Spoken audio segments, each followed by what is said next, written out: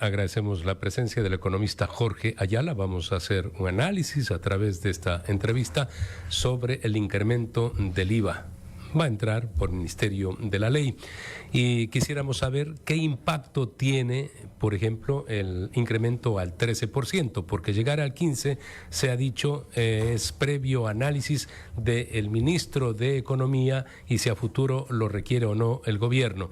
Si es previo análisis del ministro de Economía, pues se entiende que cuando el presidente quiera eso va a estar autorizado, pero el primer impacto para la economía ecuatoriana, la economía doméstica, la de los ciudadanos, ¿cuál va a ser con este incremento? Gracias, Fernando, por la invitación. Efectivamente, el incremento del IVA va a tener un efecto recaudatorio inmediato de corto plazo para el gobierno, pero no nos olvidemos que en momentos como los que está en el Ecuador, en una coyuntura como la que nos encontramos, subir el IVA quizás no es el mecanismo más adecuado para lograr quizás objetivos de mediano y largo plazo.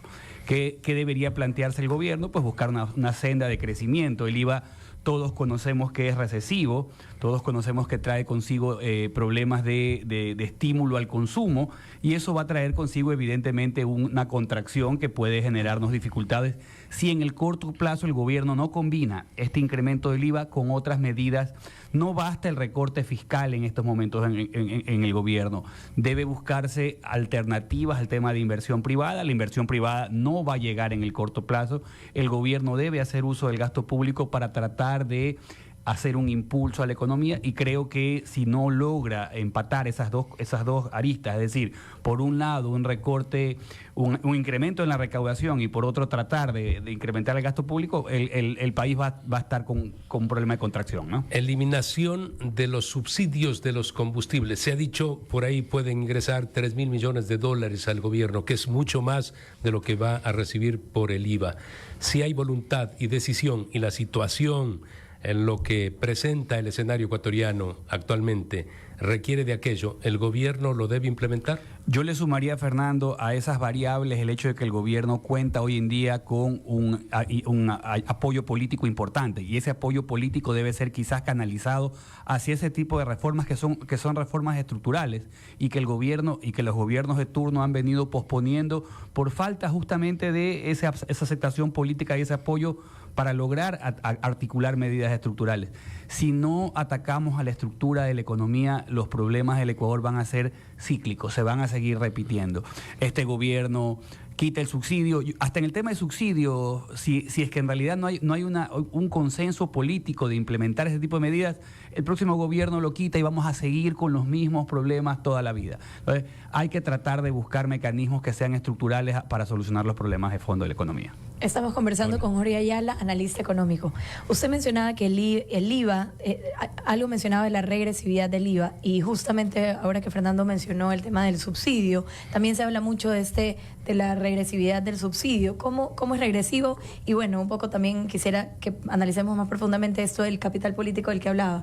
Este es el momento, tal vez para Daniel Noboa, de tomar una medida tan, digamos, de cambios estructurales, pero que tiene el capital político para hacerlo. Sí, el IVA particularmente es un impuesto regresivo en la medida que no mide capacidad económica a la hora de pagarse. Ahora bien, ¿había que subir el IVA? Sí, quizás. También habían otros mecanismos que se podían articular para evitar tocar ese IVA, el gasto tributario, por ejemplo, que el gobierno tiene. Y yo siempre pongo un ejemplo que puede ser un ejemplo que cuesta entenderlo, pero cuando tú le devuelves el IVA a la tercera edad o a los discapacitados, no haces ningún tipo de análisis de a quién le estás devolviendo ese IVA. Puede ser un discapacitado o una persona de tercera edad con una alta capacidad económica que también puede estar sujeto a la devolución. Por eso es que en realidad el tipo de gasto tributario, a quién le vamos a regalar recursos por parte del Estado, debe estar súper que bien regulado. Lo mismo aplica para el subsidio a los combustibles, donde en realidad la focalización es súper importante. Si no contamos con mecanismos de focalización, en ninguno de estos elementos va a ser muy difícil que la política pública que intenta ser redistributiva en cuanto a ingresos sea eficiente. Tú tocabas un tema del capital político. Sí, yo diría que el capital político y los consensos son fundamentales. El gobierno tiene el capital político y yo siempre pongo de ejemplo lo que pasa a veces en otros países. En Costa Rica, por ejemplo, antes de implementar una reforma, siempre se dice, vamos a ver que todos los partidos estén de acuerdo en esta reforma, o al menos el 80%, para que la política tenga un horizonte de mediano y largo plazo, para que no sea cambiado, viene un gobierno, pone una política, el siguiente gobierno la cambia y Ecuador sigue de tumbo en tumbo. Al final del día, si no logramos, yo lo escuchaba a Eduardo Peña hablar sobre el tema del IES, y el IES requiere reformas estructurales. No solamente el tema de, y cuando digo reformas estructurales, no solamente, por ejemplo, subir la tasa de aportación, subir los años de aportación, sino ¿qué queremos que sea el IES? En Ecuador se pagan 3 impuestos por salud. Usted le paga el impuesto al gobierno por salud, le paga el aporte al IES por salud y encima paga un seguro privado por salud. Y resulta que ninguno de los 3 proveedores le da un servicio eficiente. Jorge, bienvenido a Centro Digital, a Punto de Orden. Los últimos 3-4 días ha habido una proliferación de información de analistas económicos, ¿no?, de todo tipo, la mayoría coincidentes en lo que tiene que afrontar este gobierno. Parece que las cifras están claras respecto a cuánto se va a recaudar del IVA, presumiblemente. El tema de los bancos está claramente definido, el tema de las sociedades también está definido, el 3,25. Es decir, tenemos un norte que no creo que llega a los 2.500 millones de dólares. 2.200. El déficit del Ecuador fluctúa entre 10.000 y 12.000. Vas a patear el que venía de 4.000. Seguramente vas a pagar esos 4.000, pero vas a volverlos a patear. Pero se habla de la focalización de subsidios, como dice Fernando. El presidente ya dijo, me voy con la extra, me voy con la eco, y yo creo que pare de contar. Él no se va a meter con el gas y no se va a meter con el diésel, que es realmente lo más importante. Ahí habrá un ahorro de 500, 700 millones. Pero lo cierto es que todos coinciden, y eso quería conocer su criterio, de que si es que no se accede a créditos internacionales, a la banca internacional, a la banca del FMI, Banco Mundial, etcétera, el gobierno va a tener 5.000, 6.000 millones que no los va a tener en la caja. Entonces, que le van a seguir faltando. ¿Qué hacer frente? Ya sabemos que es un tema estructural, que hay que solucionarlo, pero tenemos un año dificilísimo. O sea, si el año pasado el gobierno no está pudiendo pagar ni siquiera los sueldos al día, ¿qué se le ocurre? ¿Qué es lo que el gobierno pudiera, qué recomendación, si es que se permitiría hacerle al gobierno en este capítulo? Claro, yo le agregaría a la coyuntura que tú manifiestas. Ya estamos en un año electoral. Y que el gobierno muy difícilmente va a tomar medidas impopulares que le resten esa popularidad, porque evidentemente hay la intención y la expectativa de lanzarse el próximo año a las elecciones, a la presidencia. Yo te diría que hay cuando tú tratas de corregir un problema fiscal, porque siempre estamos hablando de un problema fiscal, el problema fiscal es estoy gastando más de lo que tengo. Cuando tú tienes ese tipo de problemas, tú puedes corregir el problema, los economistas le llamamos por encima de la línea, que es o aumentas ingresos, que es políticamente costoso, o reduces gastos, que también es políticamente costoso. Si no logras eliminar ese problema por encima de la línea, tienes que recurrir a lo que tú manifiestas, que es el incremento de la deuda. Ya no contamos hoy con la emisión monetaria como un mecanismo de financiamiento del déficit fiscal. Entonces, sí, yo creo que el gobierno está apuntando a tratar de lograr que con esos incrementos del IVA, que con esa focalización del subsidio, más allá de lograr financiar el desequilibrio fiscal, porque no lo va a hacer, está buscando un respiro con los organismos multilaterales para que acceder a nuevo financiamiento vía deuda. La única forma que le queda es tratar de esa deuda. No creo que el tiempo le alcance para vender activos del Estado, no creo que el tiempo le alcance, por ejemplo, para vender el Banco del Pacífico, no creo que el tiempo le alcance para hacer otro tipo ya el tema del oro también fue importante, pero creo que por ahí el gobierno tiene que buscar esa bocanada de financiamiento que le dé respiro para llegar al próximo año, y quizás en el próximo año si logra mantener ese capital político, emprender reformas estructurales. Deuda para pagar deuda. Sí, es patear la bola hacia adelante. No te queda otra. Y de hecho, yo siempre sostengo que el problema del déficit fiscal debe ser analizado de una manera estructural, no integral. No es el demonio tampoco. No, porque tú tienes países como Estados Unidos, por ejemplo, que recurrentemente tienen un problema de déficit fiscal. El problema es que si no vienen en Ecuador, cuando tú tienes un problema de déficit fiscal, tienen que venir los capitales para financiar ese déficit fiscal. Y con un país con tremenda inseguridad, con un país con instituciones muy poco creíbles y poco sólidas, cualquier elemento que hagas, ya sea vía reforma tributaria, ya sea estímulos, no va a servir. Yo vengo escuchando 20 años el tema de las zonas francas, por ejemplo. 20 años. Y yo no veo que no pasa nada. Entonces, en realidad, y seguimos dándole deducciones para incrementar gasto por contratación de nuevos empleados. Ahora hemos metido hasta presos para ver si las empresas contratan. No funciona. Definitivamente, el Ecuador tiene que establecer políticas de Estado en el campo de lo económico. De lo contrario, lo que hacemos es repetir cada periodo con nuevos presidentes, lo mismo que en el pasado, y el Ecuador es un país que crece, más bien dicho, no crece. La economía ecuatoriana no crece.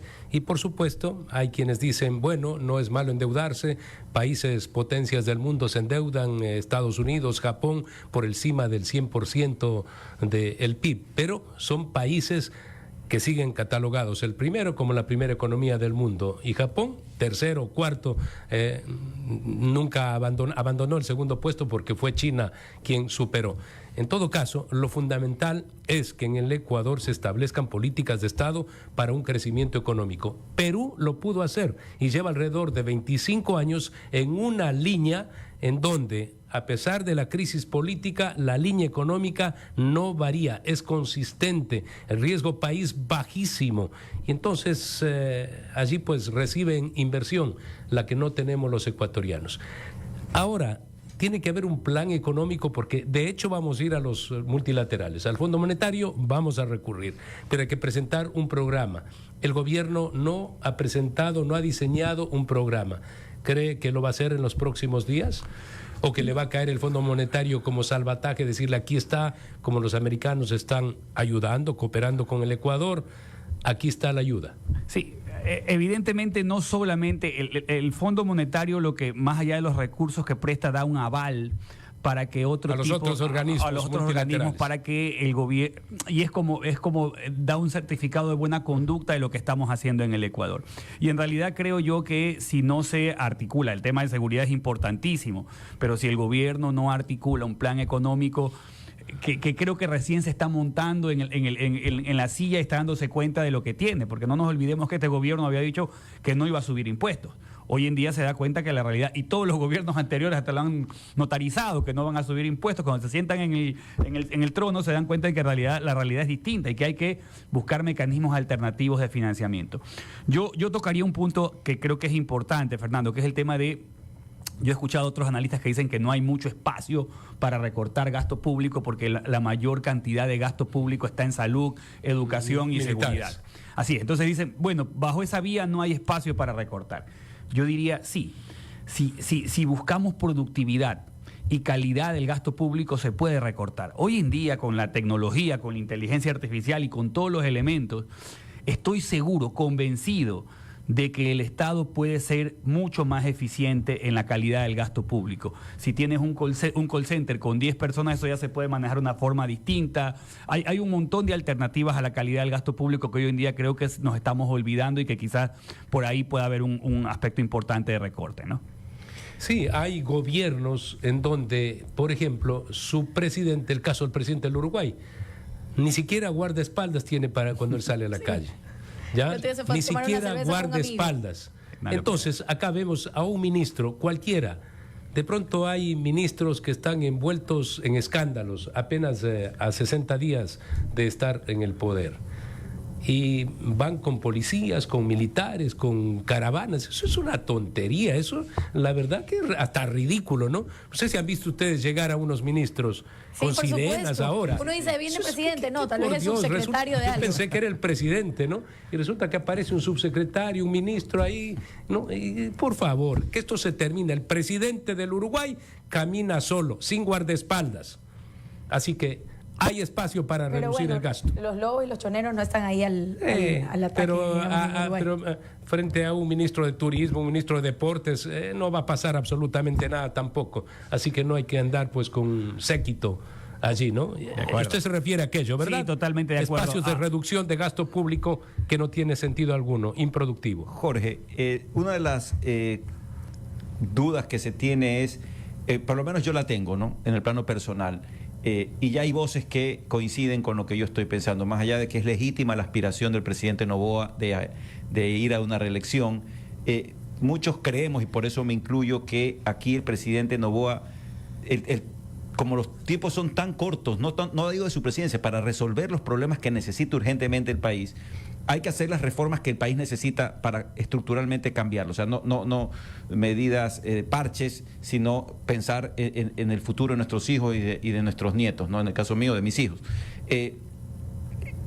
¿Es factible en estos meses que le quedan al gobierno dejar planteadas las bases para un futuro económico? Tenemos esto del IVA y tenemos estas que son cuestiones coyunturales, puntuales, para terminar el año, digámoslo de alguna forma, pero el subsidio no debería ser completo. Creo que al final son 3.000, 4.000 millones si realmente se toma la decisión de eliminar los subsidios. ¿No debería ser eso una medida necesaria o casi imprescindible para poder pensar en un futuro con certezas? Sí, yo te diría que todo aquello que es estructural tiene un costo político importante y llevarlo a cabo, yo no creo que este gobierno, y es más, no he visto, lo decía Fernando y coincido con ello, no he visto un plan ordenado de aspectos macroeconómicos, reformas estructurales en el gobierno. Si no cuentas con eso va a ser muy difícil que Ecuador encuentre esa senda. Venimos reclamando hace muchísimos años, por ejemplo, una reforma estructural al Seguro Social, por ejemplo. Que le quiten la mano a los políticos, que sea netamente de los afiliados, que el gobierno, que no se convierta en la caja chica de los gobiernos para que cada vez y cuando le incorporen eso. Eso es una reforma estructural, por ejemplo, porque una de las partes fundamentales es el ahorro y la gente... Ya nadie sabe cuánto tienes tú en el IES, nadie te da una... Yo he venido escuchando hace muchísimos años... Da la impresión de que el doctor Eduardo Peña está absolutamente comprometido con aquello, es lo que nos ha dicho el día de hoy. Yo creo creo que puede, y conozco las credenciales de Eduardo y creo que es una persona que tiene la capacidad, no sé si le dan los tiempos para poder... Yo pregunté, sí, para que enfrentemos una... Y yo no creo que políticamente el gobierno quiera meterse hoy en una discusión de ese tipo cuando quizás la gente está mucho más empeñada en temas de seguridad que son y en temas de empleo, que son los temas que le están... La mayoría del pueblo hoy en día quizás ese tipo de reformas no le interesan, porque está más preocupado de cómo darle de comer a sus hijos y cómo hacer que no los asalten. Pero creo que la clase media, la clase alta que está aportando al Seguro Social necesita un estímulo para entender por qué seguir aportando, por qué seguir dándole tu plata a un Seguro Social que no te devuelve absolutamente nada. Y en esa línea, yo hace poco conversaba con un amigo y le decía, ¿por qué no tenemos una tarjeta de crédito los afiliados al IES?